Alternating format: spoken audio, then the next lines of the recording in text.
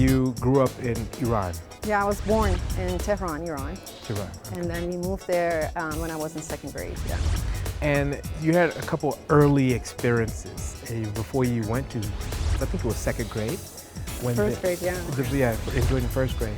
Yeah. Can you share a bit more about that? Do you actually remember that? Because how old were you? So we left Iran when I was 8 years old, but I remember my childhood days because it was shortly after the Iranian Revolution. So I don't know the old days of when you had full democracy and people used to go out and you had bars, etc. I had to cover it up in school. I had to cover my hair. And then it was during the Iran-Iraq War. I was in the first grade where after 3 months of school, basically our school shut down. And I had to learn most of the alphabet and most of the math skills that I have today, which, the foundations happened in the first grade. I had to learn from my mom. Oh, wow. And by all means, my mom is a well-educated lawyer, but not a first school teacher, but she did a great job. So I went back towards the end of the school year and took my exams and managed to get into second grade. I guess it kind of left a little bit of uncertainty regarding my math confidence at that point. Sure. But I kind of recovered from it. Got it. Awesome. Which is good, yeah. Now, do you feel that adversity has been a big part of your sort of maturation as a leader? Having experienced adversity, do you think it's critical that people experience some adversity to grow themselves, or not really? Is it personal?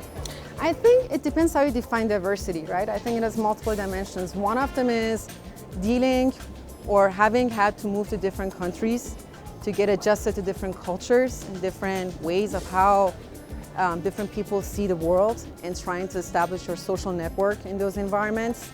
I think the other part comes down in your own country, hardship, so difficult circumstances that push you out of your comfort zone all the time, and accepting the fact that being comfortable with being uncomfortable, that creates diversity in you. So I think for me personally throughout my life, some of that is probably the traveling. I've moved too many times in my life. Sure. From Iran to Germany to the United States, back to UK, now South Africa, but also having had a range of really tough circumstances because of these constant moves that I had to manage. Got it. And stay on track.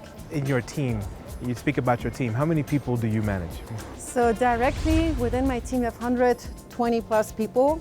But the way we work in this bank, or at least in my area, we have a lot of collaboration going on to make sure we deliver this transformation, the big data transformation for Barclays Africa Group.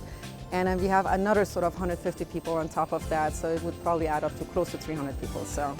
And this data thing, I mean, the world of data now, I mean, it's like, people see it as, some people, if you're inside, I can imagine you think it's exciting, but from the outside, we don't think it's so exciting. Tell us a bit more about what your team, what you guys actually do. Yeah. So back in the day, probably, yes, you would walk into a big corporation and talk about data, and people would send you to back corners and back offices and say, oh, how do we manage our data, our policies around standards, versus in today's world, data and technology go hand in hand together. So almost like husband and wife. Very closely aligned. It's true, it's really true.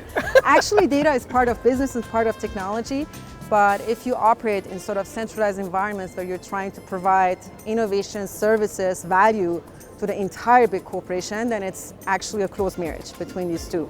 Now, why so exciting? Because in today's world, again, technology plays a huge part of it, and it goes out into the wide world in the shape of products and services.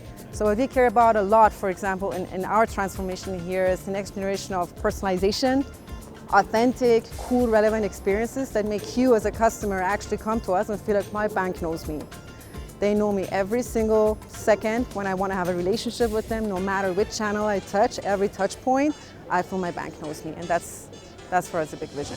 Now, from the serious side, this big movement of privacy, and you guys sort of encroaching into how important of a conversation is that within the bank? Are people worried? Are they scared that you guys know too much? No, not scared at all. We take it very seriously because obviously, you have a lot of information. You have transactional information, you have customer information, and that's big treasure for us. And that's a big trust relationship with our customers. However, the reason we take it very seriously because the external world, there's more and more regulations coming in of other sort of companies trying to innovate and potentially having violated in the space that we have to almost shelter ourselves even more. So the only thing that I guess everybody will be suffering for is how much innovation can we drive at the same time also closing the doors to make sure we have, all the privacy and confidentiality and safety nets done the right way. So you have to find the balance by still innovating and doing good things for our customers, at the same time doing it very safely. So, speaking of balance, can you find balance as an executive? I mean, you're the CEO of this division, right? yeah.